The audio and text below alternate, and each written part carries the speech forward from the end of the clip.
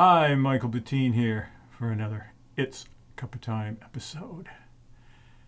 And today I want to talk about something I've talked about before, but I want to go into more detail on this, and that is the idea of silence.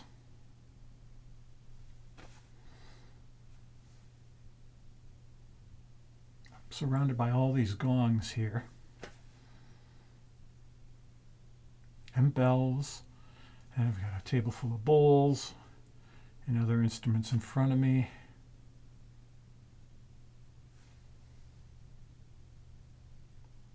Yet it's quiet. That's because these instruments, they're just potential for sound. Hanging here by themselves, they look fabulous. They're great. They're really wonderful to look at. They're impressive, but I don't hear anything.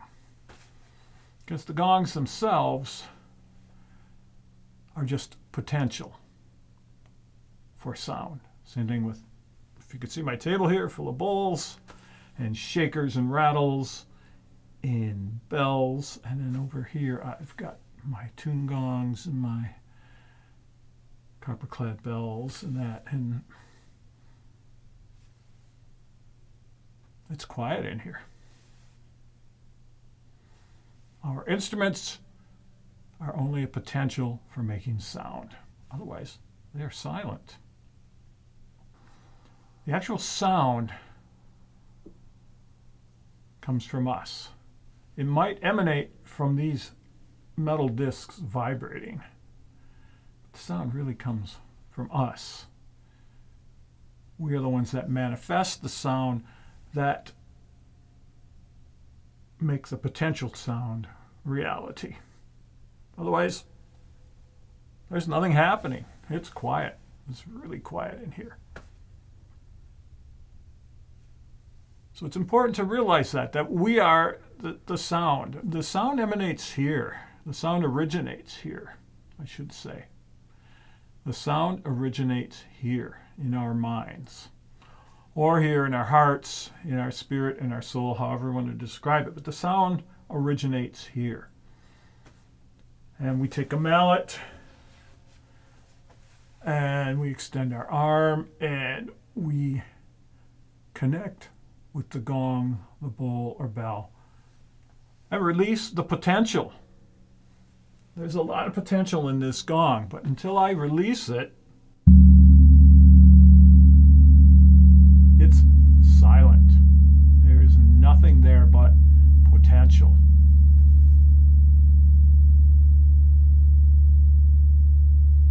And that's really important to understand, is that we are the sound. And until we connect with our instruments and release the sound from them, it's just potential sound. There is no sound. There, now we're back to silence. And silence is another important aspect because our universe is made up of dualities. We have black and white, male and female, in and out, up and down. We also have sound and silence.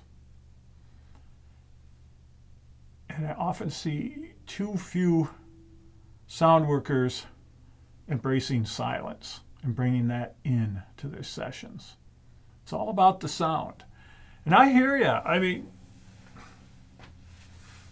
I don't have to tell you how great these instruments sound, how fun it is to strike them and release all this glorious energy and vibration, and it just, yeah, it's amazing. But without the opposite of sound, without silence, sound isn't recognizable as much. We need to balance things. If all you do is take out your gongs and you're just playing this wall of sound, yeah, it's good for a while, but after a while, it just becomes nothing. because, it's like looking into a bright light, shining right in your eyes. After a while, you cannot see anything because you're blinded by the light. You need to look away from the blinding light. You need to see some dark to give you contrast. And also, if all you are hearing is sound, after a while, our brains turn that off. I'm sure you've been somewhere, maybe at your house, maybe at work or someplace where there's construction or road construction, building construction, jackhammers and all kinds of machinery going. And at first it's like, drives you crazy. It's like, it's so loud. How can I work? How can I do anything? After a while, you don't even notice it because our brains are able to turn that off. They can filter out that noise, which is essentially what it is, but filter it out so we don't really notice it. And then somebody new comes into the situation and they're like, how can you stand all that noise out there? And you go, what noise? Because your brain has turned it off, filtered it out. The new person coming into the situation, it's new to them, and it's like it's annoying them. So take that into account when you create a session that is just unending sound. People will filter it out, especially if you're just playing the big gongs and you're just like, I've seen plenty of sessions like that. I've been to sessions like that, and you just filter it out, and after a while, it doesn't matter. What you want to do, I think this is really, really important, is frame your sound with silence. I want to repeat that. Frame your sound with silence. Play a sound or play some sounds. Then let silence appear. And don't be afraid to hang on to that silence a bit. Let people get used to it some. Because then you're going to frame the silence with sound. Then when you bring in a sound, they notice it because it comes out of the silence. It's not just more noise coming out of the noise. All right? You want the sound to go into silence and the new sound to come out of the silence. Repeat, repeat, repeat. That doesn't mean you can't play for 10 minutes, 15 minutes without stopping. No, that's fine. There's also something to be said for repetition and entrainment. But don't be afraid to let in silence. Again, to frame your sounds. And if you do that, if you give space in your sessions, when you hit that next sound, it's going to be noticed because it's like, oh, what is that? Just like right now, it's quiet here.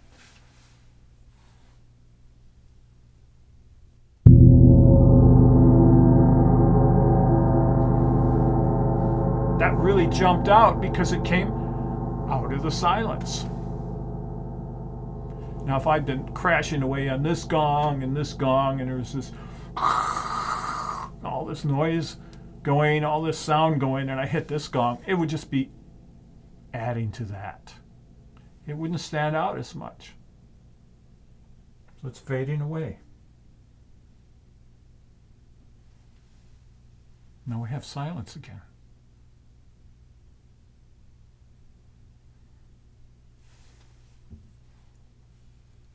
Now, if I hit another sound,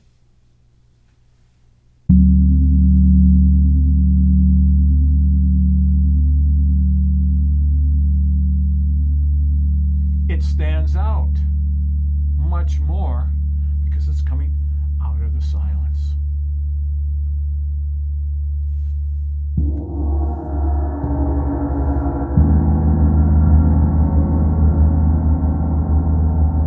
Notice how each successive gong hit became another sound that was just part of this ongoing thing. It didn't stand out by itself. But it was nice. We made this big conglomerate of sounds. What was it? 5 gongs, 5 sounds.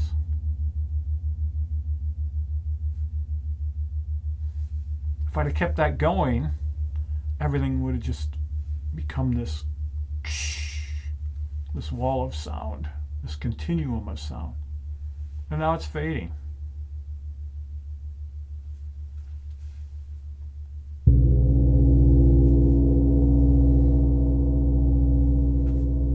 Out of the silence, it has its own voice. It's able to be heard. So don't be afraid to use silence in your sessions, even long pauses of silence.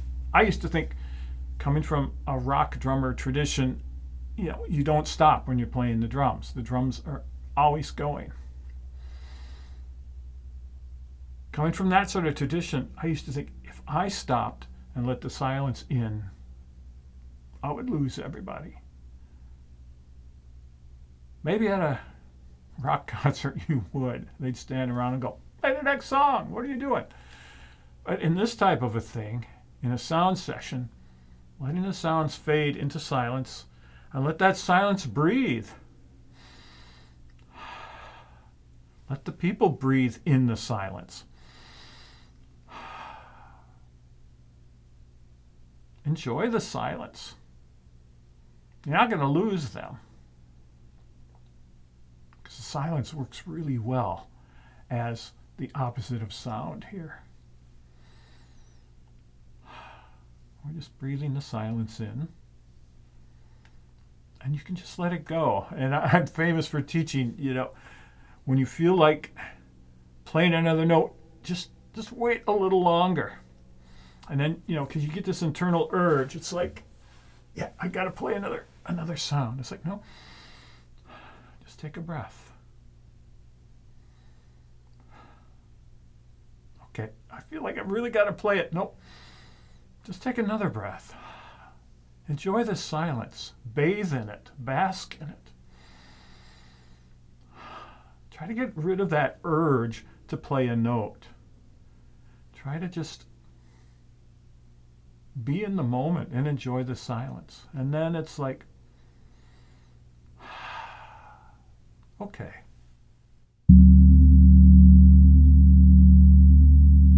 Then that sound comes out of the silence and it fills everything because it's not competing with other sounds. So it takes up everything.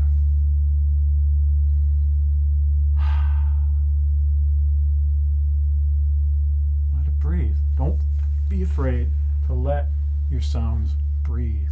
I think that's something a lot of people, especially beginners who've just gotten into this, because it's so great to make all these sounds. Even if you've got just one gong, it's so great just to and make these sounds and the vibrations, and you're standing right or sitting right in front of it, and you're getting these vibrations bathing you, and it's just like, this is amazing. This is wonderful. And you can just get lost in it and get tranced by it. I mean, it happens to me. I'll come down here and I'll just play. But also look at doing the opposite of this continuous sound is sound and silence, and balancing them out and letting silence in, letting everybody breathe it in, and then releasing the next sound. Okay? Sound and silence. It's a duality. They go together. They need to work together. We'll see you on the next It's Cuppa Time.